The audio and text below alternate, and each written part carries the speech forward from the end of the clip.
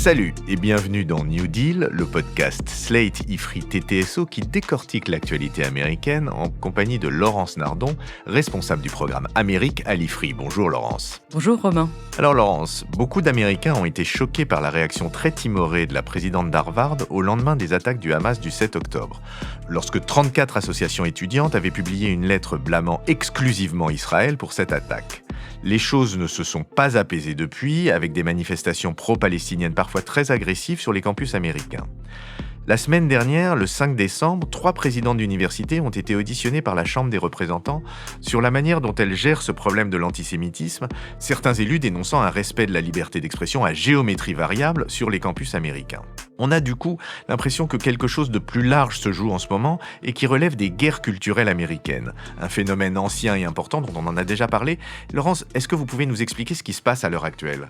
Oui, ce qui se passe, c'est que la situation au Moyen-Orient a des répercussions très polarisantes sur la société américaine et qui auront peut-être en effet des conséquences plus générales. Aujourd'hui, aux États-Unis, on a clairement 2 pôles sur cette question de la guerre du Hamas et d'Israël. D'un côté, l'administration Biden qui oscille entre un soutien très résolu au gouvernement israélien et une attitude plus modérée. On l'a vu ces derniers temps, elle a envoyé 2 porte-avions dans la région, elle a décidé l'octroi de 14,3 milliards de dollars d'aides supplémentaires à Israël, qui n'est pas complètement voté encore par le Congrès, on y reviendra sans doute. Et puis, la semaine dernière, elle a posé son veto au cessez-le-feu humanitaire immédiat qui avait été demandé par le Conseil de sécurité de l'ONU, c'était le 8 décembre. Et puis, de l'autre côté, on voit aussi cette administration prêcher la retenue au gouvernement de Netanyahou. Le secrétaire d'État Anthony Blinken s'est rendu sur place plusieurs fois. Il a joué un rôle très important dans la mise en œuvre de la trêve du 24 novembre au 1er décembre. Et puis surtout, mardi 11 décembre, Biden a critiqué ouvertement Netanyahou pour ses choix stratégiques. C'était une attitude très forte et très nouvelle de la part de l'administration Biden. Le président américain a été jusqu'à parler de bombardement aveugle et prévenir Israël qu'il était en train de perdre le soutien du monde. Ce sont ces termes, et effectivement, ce sont des termes tout à fait exceptionnels pour l'administration américaine. On va voir ce que ça donne, mais il faut bien dire que jusqu'à présent, dans l'opinion publique américaine, l'administration Biden est perçue comme étant très alignée sur le gouvernement Netanyahou, ce qui veut dire en politique intérieure américaine qu'elle semble très alignée aussi sur la droite chrétienne, vous savez, extrêmement sioniste dans le contexte politique américain. Mais de l'autre côté, qui prend la défense des Palestiniens aux États-Unis ? Enfin, je parle de la défense des Palestiniens, pas celle du Hamas. On avait vu dans un podcast récent qu'il n'y a pas beaucoup de Palestiniens aux États-Unis même. Ils étaient 175 000 en 2020 à cocher cette case, donc c'est pas beaucoup. Et leur défense, elle vient plutôt de la gauche du Parti démocrate, qui est représentée principalement dans les universités par les jeunes étudiants très radicaux.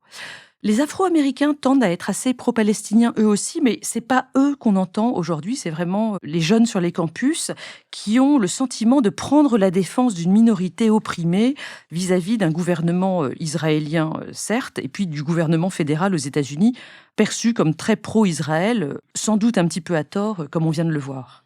Il y a donc eu beaucoup de manifestations ces 2 derniers mois sur les campus. Certaines basculent clairement de l'antisionisme à l'antisémitisme avec des slogans très agressifs. Et on en arrive donc à l'audition de la semaine dernière demandée par les républicains de la Chambre et qui voit, vous l'avez dit, 3 présidentes d'université interrogées sur leur gestion de ces comportements antisémites. Les 3 présidentes étaient Sally Kornbluth, qui représente le MIT, Claudine Gay, présidente de Harvard. Alors, c'est celle qui a écrit la lettre si timorée après le 7 octobre que vous mentionniez dans l'introduction. Elle a été confirmée dans ses fonctions hier, 11 décembre, par le board de Harvard.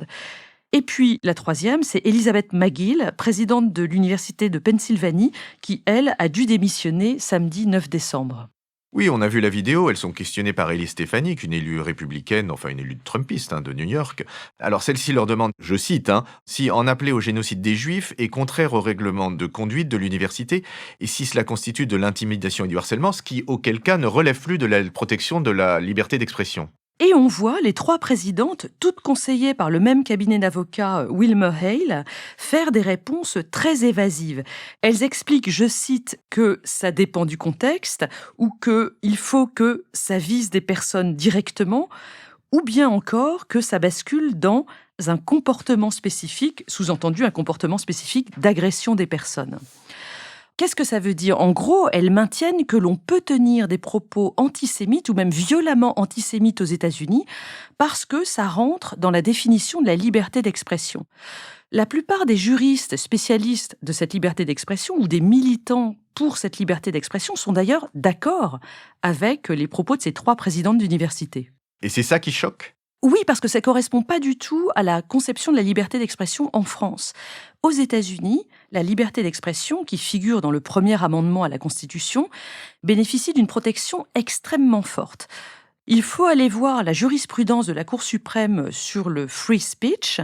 Les cas de limitation sont très précis. Dans le cas, par exemple, de l'incitation au suicide, de la pédopornographie, évidemment, et puis pour ce qui nous concerne aujourd'hui, dans le cas des discours de haine. Eh bien, concernant les discours de haine, la jurisprudence actuelle de la Cour est très limitée, en tout cas par rapport à ce qui se passe en France. Elle dit que la liberté d'expression ne peut être restreinte que lorsque les paroles démontrent, j'ouvre les guillemets, une intention d'action illicite imminente. C'est l'arrêt Brandebourg versus Ohio de 1969. Et cette jurisprudence-là, elle s'applique à toutes les universités américaines ? Alors non, il y a un distinguo assez intéressant. Les universités publiques doivent respecter la règle générale et donc la jurisprudence qu'on vient d'évoquer, très permissive sur la liberté d'expression. À l'inverse, les universités privées sont souveraines sur leur campus et elles édictent leurs propres règles, plus ou moins restrictives par rapport à la règle publique. Et c'est pour ça que Elise Stefanik, dans l'audition de la semaine dernière, évoquait le code de conduite de Harvard, du MIT et de l'Université de Pennsylvanie. Dans ce contexte, les slogans antisémites des étudiants ne pouvaient pas être interprétés comme incitant à une action illicite imminente ? Il y a un article du New York Times qui liste de manière très précise toutes les attaques qui se sont déroulées depuis le 7 octobre sur les campus américains contre les étudiants juifs ou d'ailleurs aussi contre les étudiants musulmans ou palestiniens. Concernant les attaques antisémites, il y a eu des appels à l'intifada, l'emploi du slogan « du Jourdain jusqu'à la mer », From the river to the sea, des caricatures très explicites avec un drapeau israélien qui se retrouve dans une poubelle. Il y a eu des menaces postées en ligne sur les sites de l'université Cornell, des étudiants juifs qui ont été bloqués dans la bibliothèque sur le campus de Cooper Union à New York, etc. Les intentions sont assez évidentes, mais en réalité, il n'y a pas eu beaucoup de violences personnelles antisémites. Il y a eu quelques étudiants arabes, musulmans ou palestiniens qui ont été blessés. On voit donc une situation très préoccupante avec des échauffourées, quelques blessés, mais jusqu'à présent, croisons les doigts, il n'y a pas eu de blessés graves ou de morts sur les campus, autour des campus, en lien avec cette situation au Proche-Orient. Oui, donc ce qu'on voit, c'est que les 3 présidentes ont basé leur argumentation sur le rappel du principe tout-puissant de la liberté d'expression.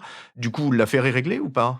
Eh bien non, Romain, l'affaire n'est pas réglée parce que ces histoires d'antisémitisme récentes ne sont qu'un nouvel épisode dans un questionnement sur la liberté d'expression qui enflamme les campus depuis de nombreuses années.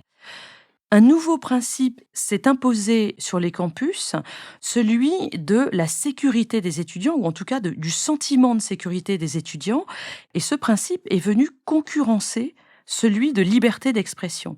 Et ce qu'on voit aujourd'hui, c'est que la direction des universités décide de plus en plus souvent de ne plus tolérer de discours agressifs, même si ça nuit à la liberté d'expression, parce que les étudiants doivent feel safe, se sentir en sécurité. Cette évolution, si les auditeurs veulent en savoir plus, elle est décrite, elle est déplorée dans un ouvrage de 2018, The Coddling of the American Mind, écrit par Greg Lukianoff et Jonathan Haidt. C'est ce principe qui a permis le licenciement de certains profs ou l'annulation de certaines conférences sur des sujets, par exemple, liés au genre ou liés aux questions de racisme. Mais c'est ce qu'on appelle la cancel culture, non, Laurence ? Oui, absolument. Et alors, je renvoie à nouveau les auditeurs à un papier d'un éditorialisme du New York Times qui s'appelle Bret Stephens et dans lequel il liste alors une prof de biologie de Harvard qui a dû quitter l'université parce qu'elle avait maintenu qu'il n'y avait que 2 genres biologiques, ou encore un scientifique qui a vu sa conférence annulée parce qu'il avait tenu des propos contestables, hostiles aux politiques d'inclusion. Il y a beaucoup d'exemples de cette cancel culture. Et évidemment, les conservateurs aux États-Unis sont vent debout. Il est vrai, il le rappelle, que la diversité est très grande dans le personnel des universités, mais elle n'est pas très grande sur les opinions. À l'heure actuelle, des études montrent qu'il y a entre 10 et 20% seulement de gens qui se disent conservateurs dans les universités américaines. On voit donc la liberté d'expression limitée ces dernières années. Or, et c'est là que je veux en venir, sur les questions d'antisémitisme, on voit ce principe de free speech revenir au galop. Et c'est tout le débat auquel on assiste aujourd'hui aux États-Unis. Est-ce qu'il n'y aurait pas une exception sur la question juive ? Et le débat va même plus loin parce qu'au fond, on se demande si les institutions universitaires ont raison de prendre des positions politiques comme elles le font depuis plusieurs années. Et donc, la question, pour finir, c'est de savoir si, dans la situation actuelle, à l'issue des débats actuels, les universités américaines vont revenir à une liberté d'expression sur tous les sujets ou, au contraire, à une habitude de censure qui serait, là aussi, sur tous les sujets. Bien, merci Laurence. Pour se quitter après ce podcast absolument passionnant et, je vous l'avoue bien volontiers, très inquiétant en ce qui me concerne, je voudrais vous citer une phrase de François Sureau tirée d'une interview qu'il avait donnée au Figaro en 2019, où il disait « La liberté a un prix, celui d'être blessé, révolté, atteint par les opinions contraires. Refuser de payer ce prix, c'est montrer le peu de cas que l'on fait d'elle, c'est préférer en définitive son opinion à la liberté. » Je vous laisse sur ces lignes qui me paraissent très éclairantes et je vous dis à la semaine prochaine. Merci Romain, à la semaine prochaine. Retrouvez New Deal chaque semaine sur Slate Audio et toutes les plateformes de podcast.